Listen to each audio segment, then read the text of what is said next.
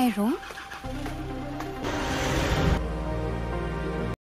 Dinalaw ni Tyrone yung puntod ni Boyet na anak ng dati nilang kasamahan na binigyan niya ng bulaklak maging yung puntod ni Aling Rosita, kaya napagtanto niyang pinatay siya pagkalipas ng pagtakas niya. Kaarawan din ni Aling Rosita sa araw na yun, kaya pumunta din si Jasmine pero sinamahan siya ni Sandro na kunento pa niyang nailihis na naman nila Vito ang tungkol sa pagpatay nila kay Lance. Pinaliwanag pa niyang yun ang dahilan kung bakit todo ang bantay niya kay Jasmine, lalo na sa mga panahon na yun na mabigat ang kalaban nila, kaya hindi sila dapat maging kampante, kaya hindi siya pumapayag sa mga plano ni Jasmine. Pinaliwanag naman niyang naiintindihan niya, pero birthday ng nanay niya, kaya gusto niyang dalawin na hindi naman niya kailangang sumama, pero sinabihan siya ni Sandro na hindi niya ito hayaang mag-isa, lalo na sa sitwasyon niya.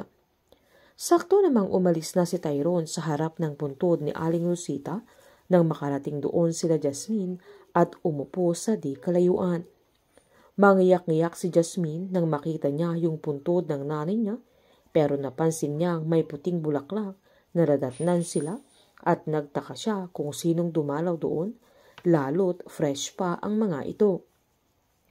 Umiiyak si Jasmine nang sabihin niya sa puntod ng nanay niya na nahanap na niya yung anak niya, na kailangan na lang niyang gumawa ng paraan para mabawi niya ito, na sa panahong iniwan siya ni Tyrone ay si Aling Rosita ang nagpatibay sa kanyang loob. Sakto namang may tumawag kay Sandro, kaya binili niya si Jasmine na hindi sila pwedeng magtagal doon, sabay umalis muna ito. Nang marinig naman ni Tyrone si Sandro ay agad itong nagtago, pero sumunod si Jasmine kay Sandro, kaya nakita niya si Tyrone nang papalis na ito at sinundan pa niya na tinawag pa niya sa pangalan niya, pero sakto namang umalis na yung sasakyan nito. Nasigurado si Jasmine na si Tyrone yung nakita niya, nang sakto namang sumulpot si Mang Berting, kaya nagulat si Sandro nang napasigaw si Jasmine na agad niyang tinutukan ng baril pero sinita ni Jasmine.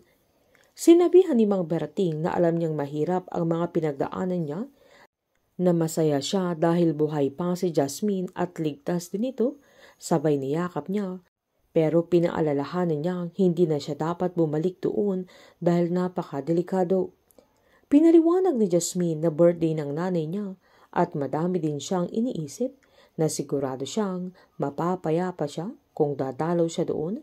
Sabay sinaad niyang nakita niya si Tyrone, pero pinaliwanag naman ni Mang Berting na matagal na siyang patay, kaya tinanong ni Jasmine kung dumalaw siya sa nanay niya, na agad namang sinabi ni Mang Berting na hindi, kaya agad kinuha ni Jasmine yung bulaklak na puti na nadatnan nila doon, kaya sigurado siyang si Tyrone yung nakita niya at mismong dumalaw sa puntod ng nanay niya.